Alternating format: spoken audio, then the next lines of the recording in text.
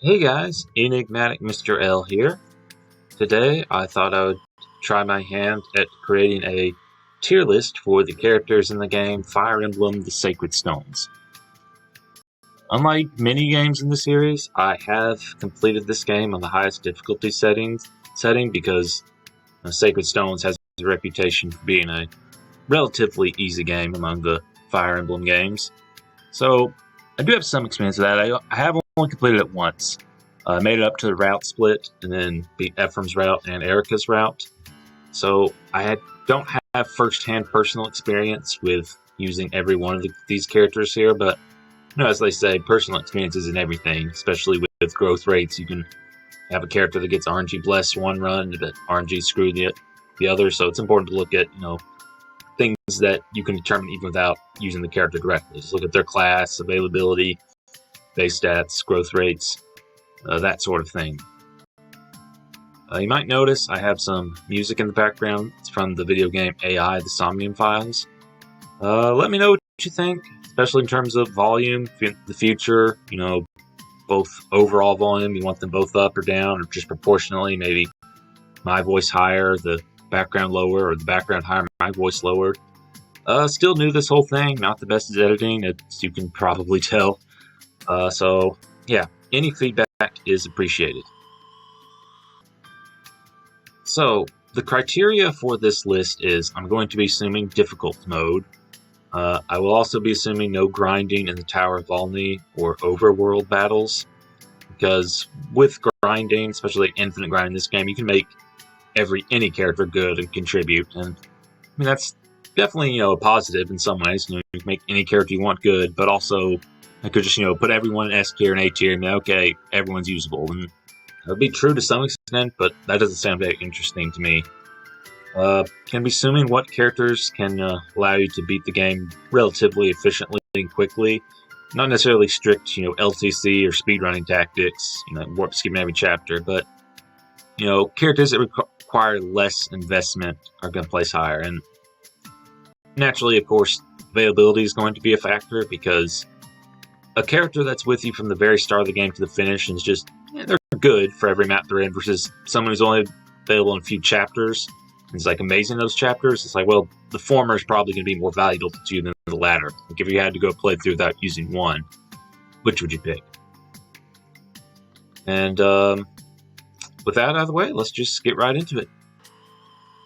So, the first character you start out with, one of the main lords, is Eirika. And I'll go ahead and put her in D tier. She's not terrific, not that great. She does have some advantages going forward. She's got good speed, good skill growths, and bases.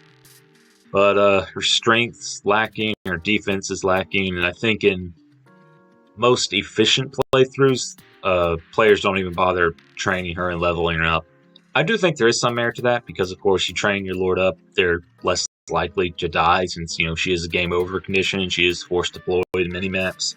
Especially playing Eirika route, but even if you're playing Ephraim route, you're stuck with her for the first few little bit, and then I think she's forced deployed in the final map, maybe a few others. Also that desert map, I think, in chapter 15. Once she does get promoted, she gets a mount, she gets a relatively good personal weapon, but that doesn't come for a while. So I think D tier is fair. Next character on the list is Seth, which I'm just going to put him here. In fact, yeah, that sounds about right. What can I say about Seth that hasn't already been said already? He's got amazing base stats. He's in a good class. Paladin, high movement. His weapon ranks are great. He's got A in sword, A in lances. Perfect availability. The only time he's absent is in Chapter 5X, which even then you do get a pre-promoted paladin who can help you out for that one chapter. Even his growth rates, most pre-promoted characters, especially get them in the prologue or Chapter 1, their growth rates tend to be very subpar, to, in theory, make them contribute less in the long run of things. But, Seth just has the growth rates of a normal unit. In fact, I think they're on average better. They're around middling 40, 45, 50 for, some major key stats. And overall, just fantastic unit. One of the best in the series, of course. Being a paladin can also help with, rescue dropping, that sort of thing. I would not recommend soloing the entire game with Seth because you will run into some problems unless you have experience with the game, like Chapter 18 with the Gorgon eggs. Like, even though Seth is very powerful, if he's taking on that map alone, even with max, level, he can have some trouble, getting turned into stone, that sort of thing. But at the same time, I don't want to understate the fact that he can solo the game because, relatively speaking, he can do it easier than many other characters. Fantastic unit, obviously going to be top of the tier list, probably the only character in S tier, hence the renaming. So yeah, use Seth. Don't be afraid to use him, for stealing AXP. As long as you're using him, about as much as you would any other unit, give or take a little bit, you should be fine. There's still, enough EXP to go around to train up some of your other characters, some favorite characters like the growth units. Speaking of growth units, next character we have on the list is Franz, who I'm going to put in A tier. He's basically like a mini Seth, kind of. He joins very, very early on, Chapter 1. He doesn't have, the amazing bases of Seth. He doesn't have, the weapon ranks of Seth. But, he's still very good. Growth rates are all around very respectable. He's got plenty of time to grow. And I believe, on average, if you get him up to level 15 and promote him with a Knight Crest, he'll basically be like the equivalent of Seth at base.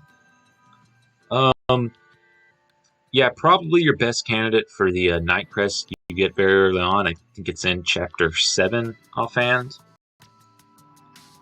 Can get RNG screwed, of course, just being a growth unit. Can also be RNG blessed, just going with the average here and overall. Good class, good growths on average. He's going to perform very well. Okay, the next character we have is Gilliam, who I'm just going to place in D tier below Eirika. He definitely has some advantages going for him.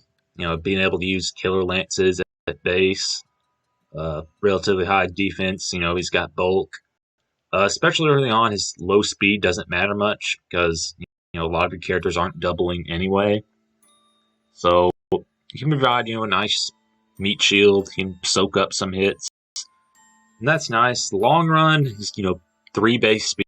I think it's like 35%, speed growth. That's going to be an issue when other characters are reaching doubling thresholds and Gilliam isn't. Definitely hurts some long run potential. But Gilliam has the choice with Knight Crest, to go Great Knight or General. And I think Great Knight is generally the better option here because General, while it might look flashy and it looks cool, I think Gilliam benefits more from the extra movement, and the Great Shield ability is just kind of going to be overkill defense. So, yeah, I used Gilliam first playthrough, and, Sacred Stone's not a particularly difficult game. He was fine. It's just, he had trouble catching up with the actions. Of course, Seth going there, some of my flyers I had, we'll get to talk about later on. They're getting to the action before him. Gilliam is initial 4 movement, and even then when he promotes, he only gets 6, still behind some of the other paladins. They'll have trouble getting to the action. I played some Eirika because I think Eirika's gonna be at the top of D tier, just because she's not that good, but she has just enough things going for her, good availability. She does have a good personal weapon, good promotion. There are merits, I think, to training her up to get less likely to get a game over. Of course, it's still perfectly doable to not train her up, but my experience, I used her in both Ephraim route and Eirika route, and it was fine, but I didn't talk too much about Eirika there again. But, yeah, Gilliam, D tier, it's he has some merit, but overall fairly lacking. But a character who's not lacking would be Vanessa, who I'm just going to go ahead and put in A tier. Vanessa joins very early. which is the Flyer, which is a great class. Can negate terrain. That's great. Good availability. Good growth. Things like speed, skill. Very good. Meet doubling thresholds. Accurate. Not the greatest strength in the world. Like I first playthrough I used Tana instead, but I've been told because of her extra availability, she has time to be a very good unit. Flying can help with rescue dropping, that sort of thing. Yeah, very comparable to Franz. You could put Franz in top, I guess, because they're both characters with good availability, good class, both growth units. So you can go. Generally, it goes well, but you can get a little RNG screwed. But I'm gonna go ahead and put her in A. I think she contributes a lot and then efficient to play through. Okay, next character we have on the list is Moulder, aka Moulder the Boulder, and I'm going to put him in A tier. Early game staff bot, healing, is always appreciated. Probably your best healer option, or say better, there's really only 2 main healing options. I guess 3 if you count Larshell, but yeah. Anyway, Moulder, he joins at level 3, I believe it is, and he's got a C rank in stabs. He's got plenty of time to grow to get promoted, because unlike other units who can just get into the combat XP, healers, their only option is heal, and that can generally result in it taking them a long time to reach promotion levels. It's debatable. It's fair if some other characters like your fighters, like Franz, Vanessa, once they reach level 10, if you want to go in and instantly promote them, or you want to give them a few more levels, because once they promote, they gain EXP at a lower level. It also means they won't reach as higher caps, and generally it's still good to early promote, or so I've been told. So I've been trying to do more recently, but as they say, old habits die hard. But I think especially in the case of healers, once they reach level 10, there's no real drawback to go ahead and promoting them then and there, because in addition to getting a nice boost to their stats, they can also fight and gain access to magic, which, of course, I think they'll still be more useful for healing staves, like warp, restore, that sort of thing. But, in case, you get blindsided by an enemy, at least they can do some chip damage or something. Especially when they promote to a bishop, they get the Slayer skill, super effective damage against monsters. So that's very nice. Moulder does have an issue with his luck. I think his there's a skill of base of 2, like a growth of 20%. So that can be an issue, but you have a goddess icon. He's probably a good use for that.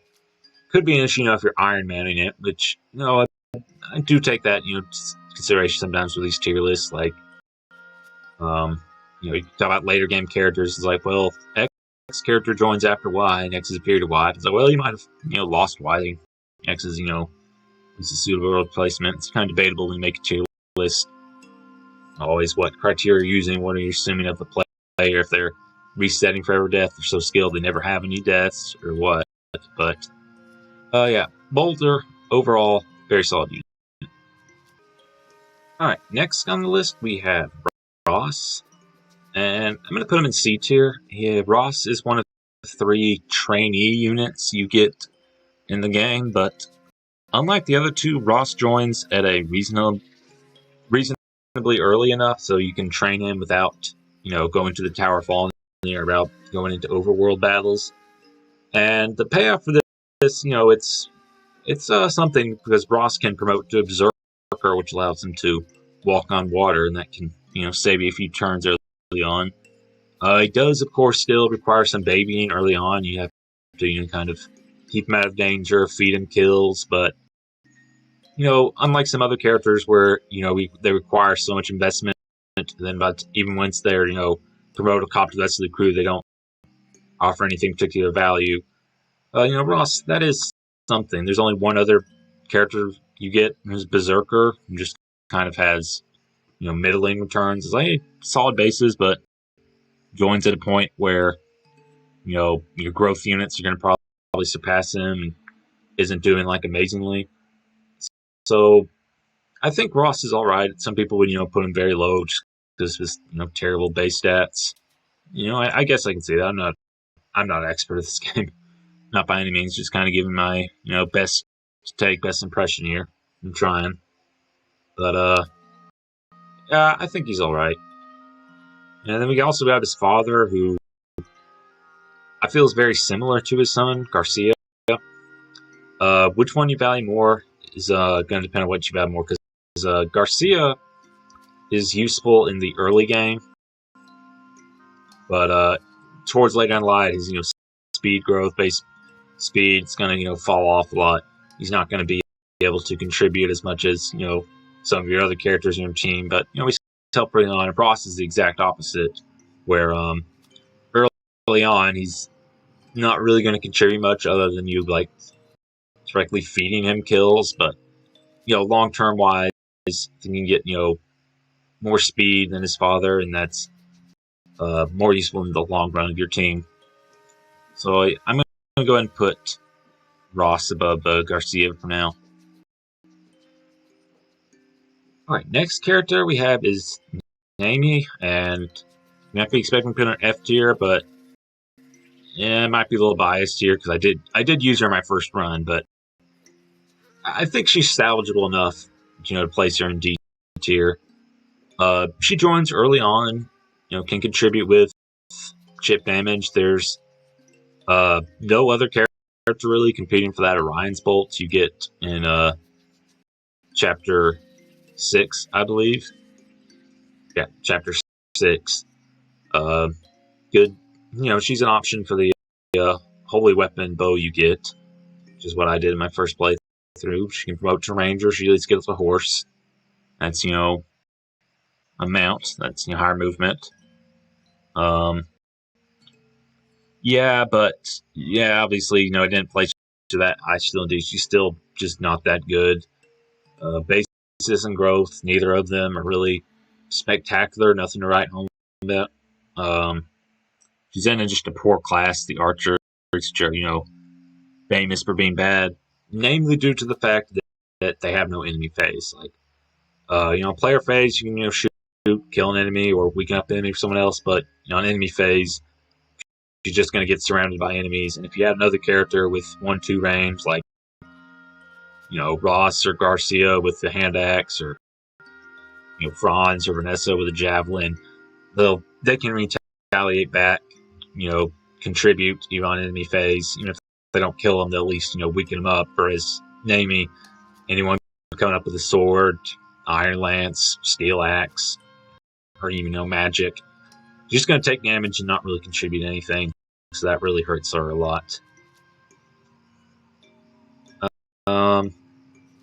Next we have Colm. I'm going to put it in C tier. Thieves aren't the best in this game. Well, because you can just freely buy door key and chest keys, but I still think Colm has, some merits here. If you're like me, you're just hoarding all of your money. But, even beyond that, he can, steal things. Like, there's an energy ring that you can steal in Chapter 7. Like, Thieves still had the ability to steal. They also can help out in the Fog of War levels. They have extra, vision. So, not great, but, I mean, hey, that's still contributing to some extent. That's, worthy of C tier, right? I mean, that's doing something. So, yeah, they can still steal a few things from enemies. Lockpick, that's something, but of course, Colm, your thieves generally aren't good, at combat. Just have support with Neimi, I think, which would, definitely make him better at combat, if that's your thing. But, supports in GBA games, they can take a while. Maybe not the most efficient way of going about doing things. Okay, then the next character on the list is Artur. And I know light mages aren't usually the best in Fire Emblem, because Light is usually the weakest magic type, but I think Artur really does have a lot going for him. He joins relatively early. Chapter 4 has plenty of room to grow. It's like magic growth is 50%.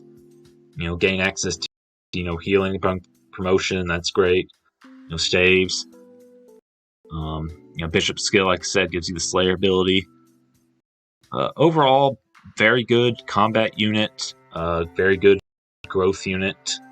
Has a lot of things going for him. Healing, attacking, that sort of thing. Growths are good. He also joins alongside Lute, who I'm going to put in B tier. She's a good unit, don't get me wrong. I think I like her alright. I did use her alongside Artur in my first playthrough. Main problem with Lute is just her low con. She gets weighed down by, just tomes. And, you hear a few level ups, you're playing, somewhat casually, you can get her up. Don't get me wrong, she can get up enough speed to, offset her low con, and she'll start doubling enemies, and that's great. I think efficiency reasons, I think I'm going to put Artur above her, and I think there's enough of a difference. I think B tier is fair for. Next character is Natasha, who I really don't know where to put, because on the one hand, you don't happen to need much for two healers, Moulder and Natasha, and I think Moulder's advantage of Natasha joining earlier, joining at level 3, so it's closer to promotion. Generally just can take a hit more, good HP growth, good base HP.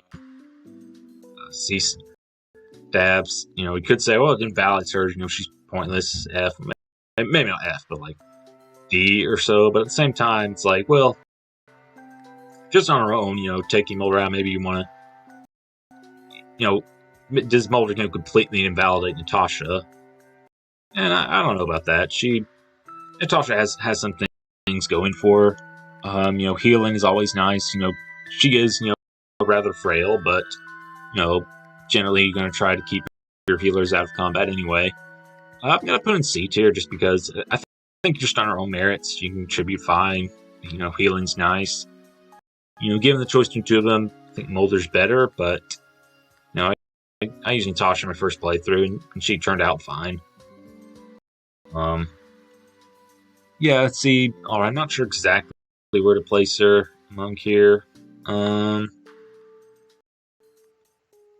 Yeah, I'm gonna put her above Garcia, just because I think, yeah, Garcia does contribute more in the early run, but Natasha, you can take her up to the last few chapters, healing, chip damage once she promotes. It's gonna take a long time, but that's still something. And Garcia, just you use him a little bit in the first few chapters, and you just gradually replace him. Speaking of units with short-term utility, we're gonna have Joshua, who I'm gonna go and put in C tier. When he first joins your party in Chapter 5, he might be the strongest unit you have at that point. He's got the killing edge, which is nice.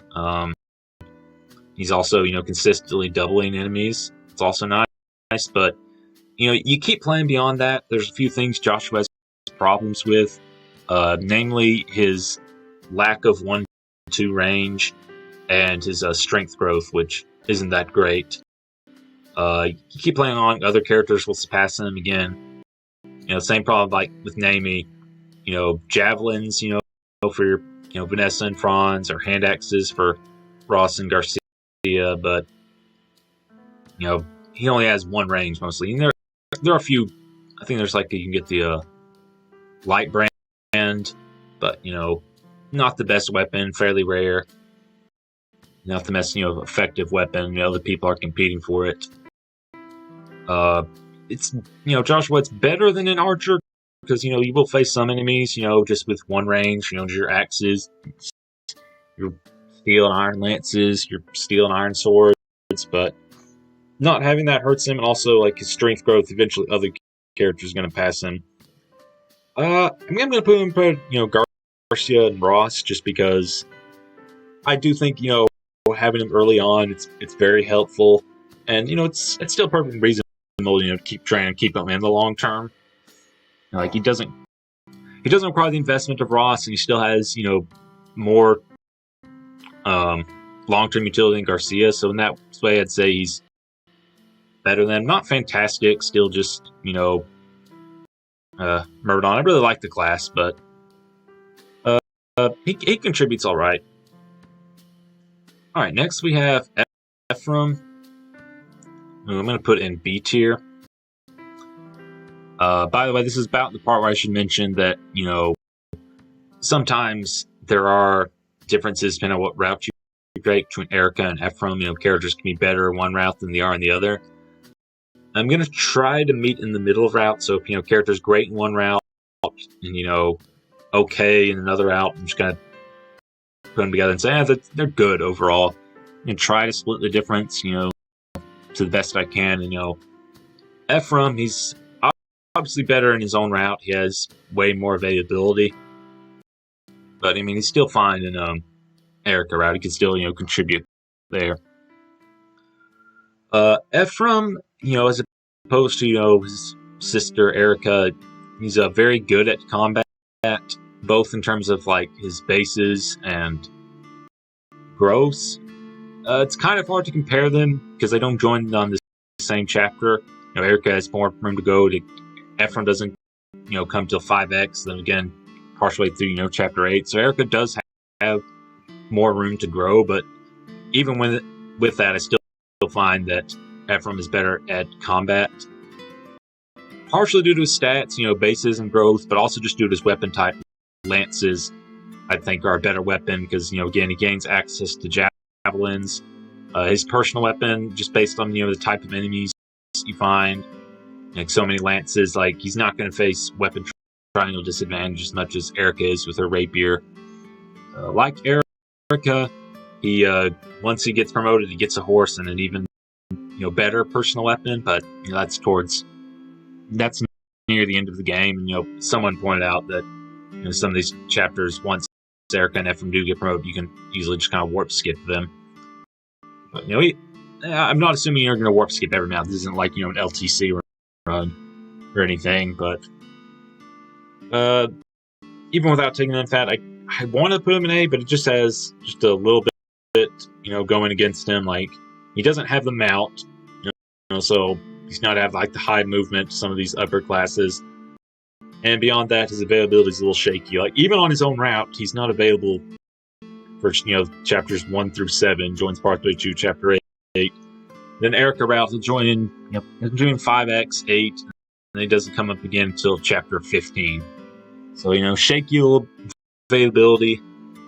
Shaky availability in Eirika's route, mixed with even his own route. It's not terrific, fantastic.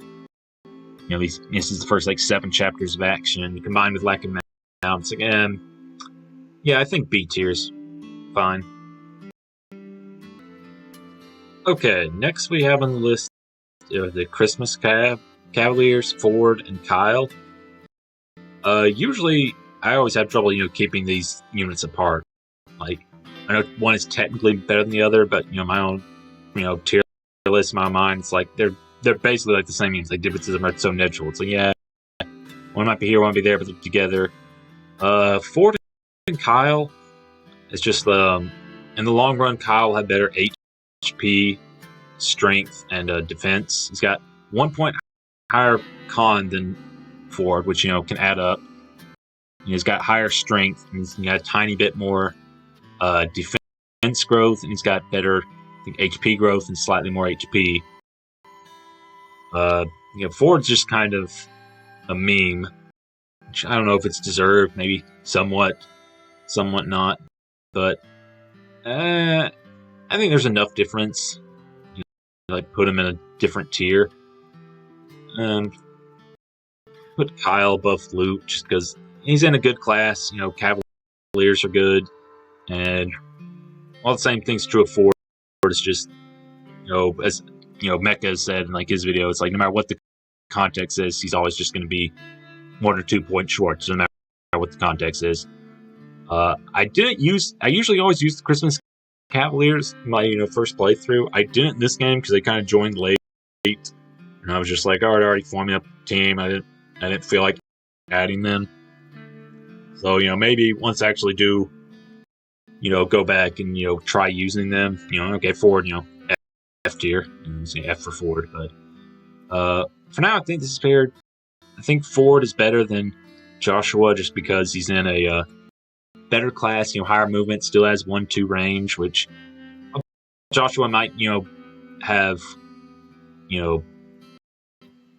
early on because it was like killing edge and like base strength, he might contribute on like Eirika's route, but I think long term, it's still like it can still help, with rescue dropping, that sort of thing. Kyle, I think, is good enough to, cross the threshold just barely into B tier. Maybe not as good as Lute. I don't know. I don't know. Maybe I shouldn't place too big of a difference between Kyle and Forde. They are still, because there's small differences in their stats, but the advantages Forde has over Kyle, like luck, skill, resistance. It's like they're not that important stats overall as compared to something like strength and defense, and I guess even like constitution. But yeah, I'm gonna go say with Kyle. It's enough to put us in B tier. Like, a good, contribute unit. A unit that can contribute. And I guess same thing's true for, but to a lesser extent enough to place a tier in between them. Also got Orson. Some people would say might not count as a playable character because, he's only available for one chapter, then he leaves for story reasons. But I'm thinking, oh, hey, we consider Goto R-types. They're only playable in the last chapter. We still count them. He's still playable. You might expect me to place him in F tier just because of his availability. And the map he isn't that particularly difficult. Like you don't really need him. It'll be more tedious without him, but you don't need him, to clear the chapter. But yeah, I mean, being helpful for one chapter, that's something, right? Yeah, I'm gonna place him in D tier. He's got amazing base stats while you have it. Not even sure about his growths, but do they really matter? Yeah, I can help with that one chapter, and that's that's worthy of being D tier. My friend, that's D tier is kind of like bad outweighs the good, but there's still some good. It's like, hey, he helped in that one chapter. That's something, right? Yeah. Then we got Tana, who I'm gonna place in B tier. Like I said, just Pegasus is a Pegasus Knight's really good class. Her bases and growths overall are actually higher than Vanessa, but she's had less time to grow, and also if you're looking at them as like taking availability into a factor, like even if once she joined, she was Vanessa and Tana are on equal levels. There's still the fact that Vanessa has been helping you for a longer amount of time than Tana has. Tana is the first character we get in the route split between Eirika and Ephraim route, but unlike some of the others, it doesn't have that strong of an impact on her, in my opinion. You get her in both routes in Chapter 9. In Ephraim route, she's locked up. She doesn't have any weapons. She can't really contribute. So that maybe, at the very end, you break her out, give her some weapons. She can go and fight some of these. Eirika's route, she joins you, just flies right up to your army. She already has equipment on her. She can contribute in that map. So, but that's one map of difference, but for the route splits. Still overall, a pretty good unit, just out of A tier. She's not like amazing combat justifier like during that time. She's not. That's still pretty good availability, but it's not like some of these guys up here, which is like near perfect. Overall, I would say a very good unit. Next character we have is Amelia, who I think is the worst character in the game. Obviously, she's still salvageable. No character in this game is without some merit. You can use them to some extent, especially with things, like the Tower of Volney and grinding, which I think was made in particular for her and like 2 other characters, which we'll get to. And her growths aren't that bad. Actually, I think they're worse overall than Seth's. But the problem is she joins late in the game with like terrible base stats, unless you either go up, grind on Tower of Volney, grind oval battles, or just go from chapter and just take things extremely slow, spoon feeding her every kill, doing her best to keep her out of danger. She's just not going to get anywhere. Some people like it's cute, it's a girl, in a huge thing of armor. That's funny, but this isn't a personality tier list. She does initially want to fight with Grotto, then she ends up joining your army, and it's a nice tale. I think it's a nice story. Like some to say, like unit feel, but the fact still remains she's just not that good. And speaking of not good, we got Ings, but Ings is a tricky case because the thing with Ings is he's a character that is going to change a lot depending on which route you went with. In Eirika route, he joins fairly early on, and even though he has the same problems as Neimi, which is no enemy phase, he has a good player phase. He's got the silver bow. He can take off. Can take out a scary enemy or 2, or weaken them up from another character on player phase. That is something. That's a good contribution. They say Sacred Stones is a enemy phase focused game, but there's still player phase. Player phase is always an aspect of any Fire Emblem game. And that's something. Problem is in Ephraim's route, he doesn't join until chapter 15, where at that point you already have plenty of good units, plenty of growth units trained up, plenty of other characters. Maybe you got some like pre-promotes, so like talk later, plus Seth, who are already contributing more. He'll contribute on that one level, like 15, because he's forced deployed. Might help keep Eirika safe.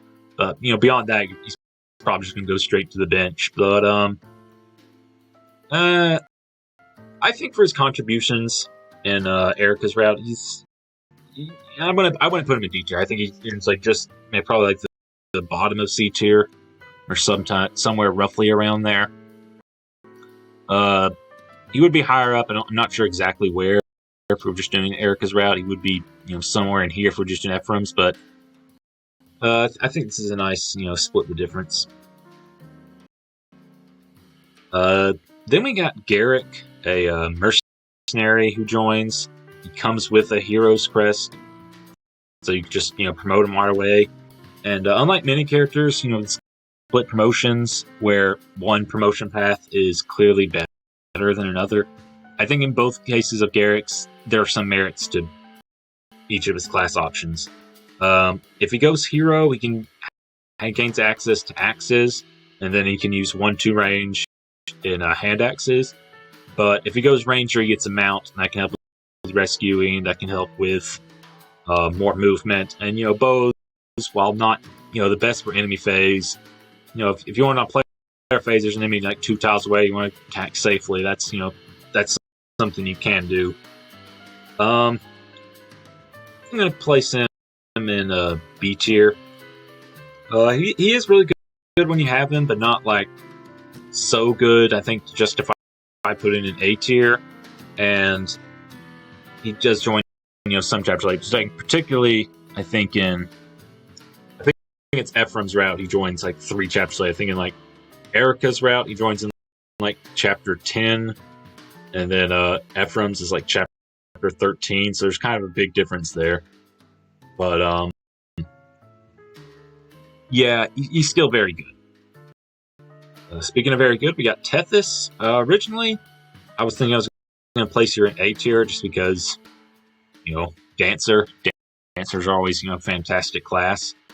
And don't get me wrong, she still is, but I think here's about fair. She joins late to the game, like over halfway through the game. So Franz and Vanessa are going to have way more time to contribute to your army than Tethys will. There's also her low movement. I think it's only 5. She'll contribute maybe like the first few turns and you just fall behind your army. So there's that you have to worry about. And of course, dancers are fairly frail. You have to worry about keeping them protected. You might think, with all that said, why is she, so high in the list with all these problems? I just think dancer is a very good class. I know some people are hesitant to use them because it's like, well, I could just, bring this dancer someone, or I could just bring, the combat unit. This other, combat unit, they can, take a hit or two. They can, already fight. Why do I have to dance for someone to fight when I already can just bring someone to replace Tethys, to attack enemies? And the thing is, making up the numbers, let's say you have, 10 deployment slots, being able to refresh any one of character of your choice, like 1 through 9, is probably going to be more useful to you than like your 10th best fighter. Like, Seth is the best character in the game, so of course there's nothing you match that. But you know what's better than Seth? 2 Seth, or Seth is attacking, twice in one turn. This also can help with movement. Like, even though our movement's only 5, you can, move Seth 5, 6 spaces or whatever, and then have her dance, so Seth moved way more than he would if you just brought, I don't know, like Forde or someone. Yeah, of course you do have to keep her safe. Generally dancers, they can have good, speed, luck. So they might be able to, take one hit. Not something you should rely on, but even if a stray enemy gets hit on, they'll have a good chance of just dodging or at least surviving. So Tethys, recommend definitely use her when you have her. So you can make your runs you can make runs much easier on yourself. Very good, unlike, Gerik said, well, he joins late. I don't know if he's good enough to place in A tier. It's like, yeah, she joins late. Definitely good enough to go in A tier. Originally, I was going to place her, second best unit in the game, because the only thing, can come close to matching Seth is Seth going again. But I think joining late is enough for these two who have been shooting for a long time to be higher. Maybe I should place her, below Artur and Moulder. But they joined a little bit earlier, I think. And Moulder, he's not going to do too much in fighting. Healing is nice, and being a mage is nice. But being able to move any unit of your choice again is so good. I think I'm gonna, could go here. I could go here, but I think splitting the difference, spinning around here, I think is a pretty good choice. But a character who's not so great is Marisa, who also plays in F tier. Just like Amelia, very poor base stats. Just at this point in the game, when you join her, pretty much all of your army is going to be, contributing more. I mean, I think her base stats comparable to Joshua, who joined multiple chapters earlier. And even at that point, he had time to contribute as, maybe like your strongest, player phase enemy. Or contribute as your strongest player phased unit. But Marisa, about time she joined, she doesn't have that to offer. And plus Joshua, it's that time to grow there.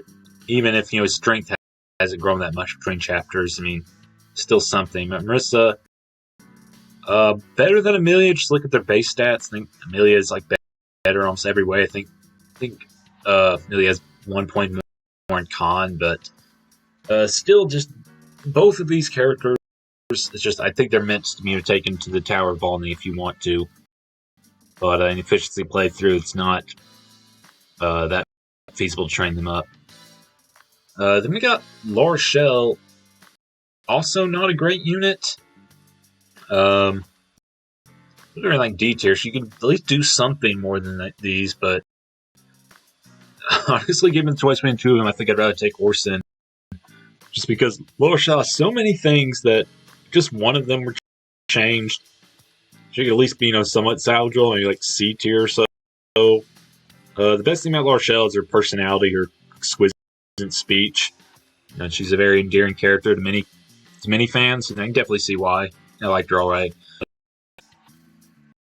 Anyway, La Rochelle is just, she joins, she has D and staff, so you can't use restore, and you're coming up at a point where, you might face some, enemies that have berserk staffs on them.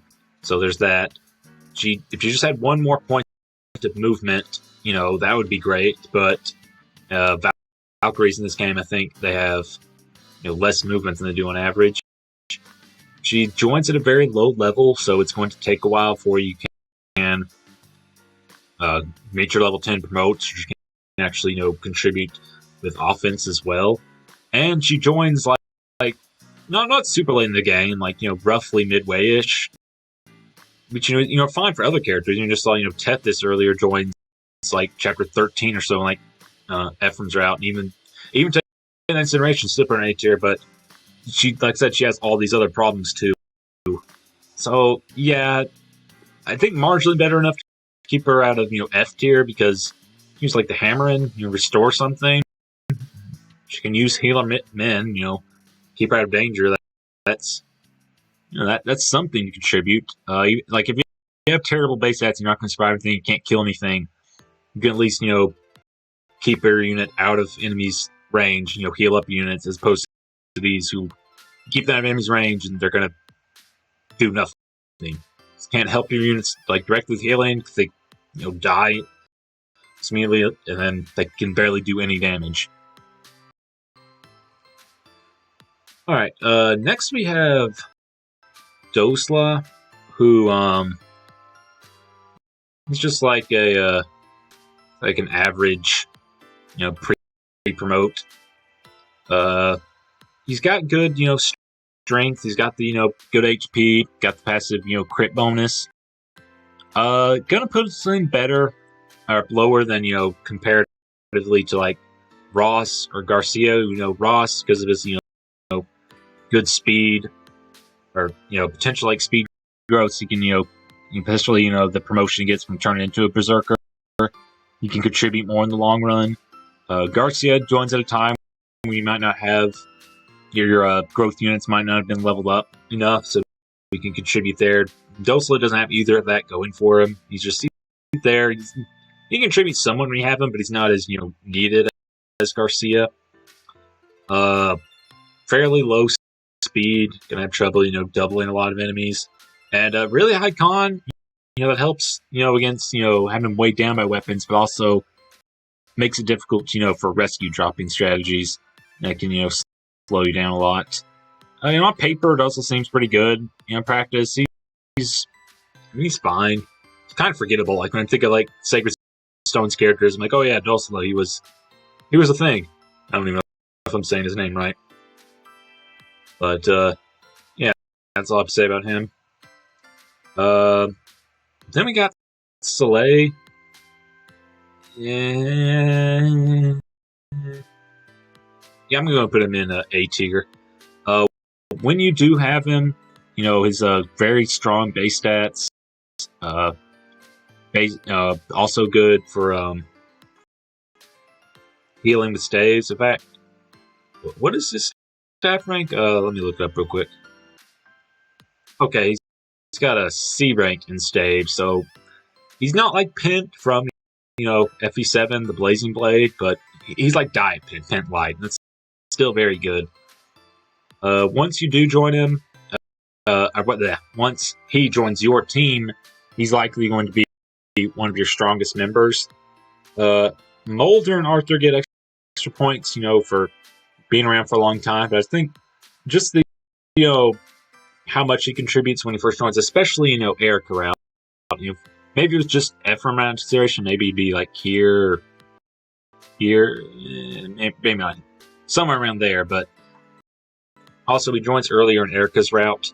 That I think placing him here is valid. Also, even on Ephraim's route, it's still very much worth on like say ends to take him long turns because of great base stats. Ewan, last of the trainee units, we had Ross, Amelia, and now Ewan.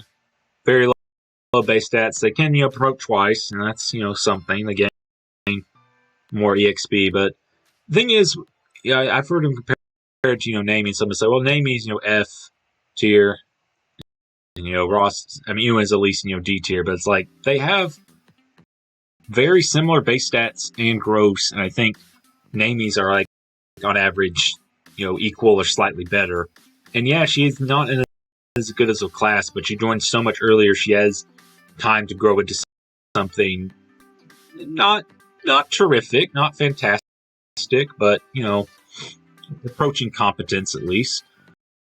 As opposed to Ewan, who's just you take him to the Tower of All, and then you take him to overworld battles, or just heavily grind him up and you just drastically slow down your whole play style. He's gonna have trouble getting anywhere. Yeah, actually, it's better than Amelia, because if you do take the time to levels up one way or another, Amelia's gonna be a paladin, which is that's great. Or as the meme, if you want to go like the meme route, you can make her into a general. But Ewan does get access to the summoner class, and just summoners. Talk about Knoll in a minute here. Just so busted. They're so useful that I think that's enough place in the above. Plus, you can contribute. He has an easier time shooting at 1-2 range, like fire. The accurate fire times are like javelin, which wear down. Not very accurate for her joining levels and bases. Better than that. Not as good as Marisa, but really all three of these, not that terrific. Cormag is another character. How viable he is going to vary a lot depending on when Ephraim or Eirika route. You go in Ephraim route, you get him like about the same level as Tana. Yeah, you do get Tana one chapter earlier, she can't really do anything. And then in chapter 10, you can equip her up with weapons. And then, but Cormag joined like half the chapter.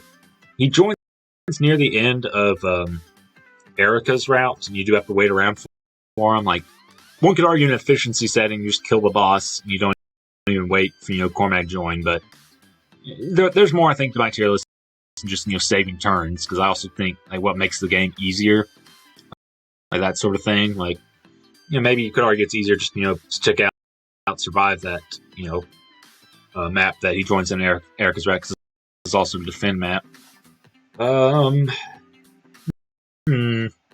It's a tricky one. I feel like he's A tier. I'm not sure if he's above better, because Eirika route Saleh is better. Ephraim route Cormag's better. But I think it would ultimately with Cormag, just because flying is such a useful class, and his bases growths are pretty good. With one speed wing, he can very close to think, or a few like good speed level ups. Very close to doubling thresholds. And that'll make good use of the stat boosters. Great class. Does contribute a lot. Flying, rescue dropping, high movement, that sort of thing. I think it's enough to just barely give it to him over Saleh, but it's close. You can make an argument here. It's tough when you're making tier lists and trying to split the difference. You got a character. This character's better in one route. The other character's better in the other route. It's like, which way do you go with based on how much? You can even make the argument maybe because of his join time, like even Ephraim route, he doesn't join super early B, but I think A's fair. Then we got Rennac, who joins in chapter 15 or 14, I believe. Also, Ephraim route is just really difficult to recruit, in my opinion. Like, I recruited Xavier in my first playthrough of Thracia 776, but I couldn't even bother to recruit Rennac and Ephraim route just because it seemed way too risky. And it didn't contribute that much. Again, same problem with Colm. It's just that door keys, chest keys are buyable. And yeah, he doesn't even need one of those, and that's great. He can contribute on the desert level. It's something. But at this point he joins the game, there's not that much left to get from treasure. Like, if you get Rennac, you might in chapter, is it 18, I believe, you can if you don't just instantly warp towards near the boss or go straight for the boss and rush him, you can get a few treasure chests with him. You can help seek at a fog of war level. But I think most Rennac's ever going to do is he's joining chapter. If you recruit him early enough, you can open your chapters in the next chapter, the desert one. You can help get some of the hidden treasure, which Colm can also do. But yeah, I think both of these guys above him, or guys, Eirika and Gilliam above him, at least contribute early. Gilliam contributes early on. Eirika, there is some merit, I think, to training her up. As opposed to Rennac, it's like, yeah, when you do have them, he is better than Colm, but at least Colm has, better availability, contributes, to the more vision, fog of war maps, scaling that, energy ring, chapter 7 with Rennac. It's just, he's not going to contribute much. We have Duessel, I believe that's how you pronounce his name. Okay, I don't know if I'm saying the name right, but I'm just going to go with Duessel. Very similar to Gerik over here. Again, another character. Gerik over here joins earlier, and Israeli's probably better than Duessel here. Duessel just joins up in chapter 15, in the desert chapter. He doesn't have much movement. You're not going to use him that much. An Ephraim route. Duessel's better. He helps in the fog of war map you get right after you get him. My first playthrough, that infamous phantom ship level, I didn't lose anyone, and I credit Duessel for that. My first run didn't have to reset for that. But it's close. I think I'm just gonna give it just barely to Duessel, just because also in a 0% growth run, Duessel's probably your best unit when you have him. Once he joins, he outperform even Seth. But and while this tier list isn't assuming a 0% growth strats in mind or 0% growth, there's still the fact Vanessa, Franz, you can get RNG screw. That's something that can happen. Duessel's a very good failsafe for that. And Gerik is that too, to an extent, but I think Duessel is better. So you can make the argument here. It's close, but I'm gonna go here. All right, then we got Knoll, who he really doesn't make much of a difference depending on which route you take, because he joins you at literally the very end of the route split. Knoll, in Ephraim's route, you get him at the end of chapter 14. You don't even get in the chapter. You can appear it's battle preparation chapter 15, which is an Eirika route. He'll join 2 turns in map chapter 15. I guess he is marginally better, I suppose, in Ephraim's route, because you can go in and promote him in battle preps. But I mean, even if you bring a guiding ring with you, or leave it in the convoy, you can go to Eirika and get it from the convoy and promote then. Do a summoner class, and that alone I think is enough to place him in B tier. Can't place him much higher because he joins very late, and he does have some problems. His combat isn't that great. He's got 0 luck, and while luck, is generally considered, it's often considered the worst stat. And try telling that somebody's lost someone in an Iron Man critical hit, but his combat's not that great. You can contribute, I guess, chip damage, tackle range, but 0 luck. He's got to face critical hits. And you could give him the shield that prevents critical hits, but generally, Knoll's going to have much more usefulness as utility. Being able to summon phantoms. The enemy will often prioritize there, getting a little extra movement, for the chapter with the Gorgon eggs. That's something very useful, and he also gains the staff, so we can heal up your allies. Very useful when you have him. Not super useful to the point where I can place him high in A tier, even higher than some of these guys who've been around for longer. But useful when you have him. Use phantoms as bait, kill Gorgon eggs or whatever, and also heal it up. But generally good. Rounding up now, the next character is Myrrh. She's not around that long, so right off the bat, it's kind of hard to place her high. Beyond that, she does require a lot of investment. She's not like your traditional Go Coach has amazing base stats. You do have to train her up a little bit.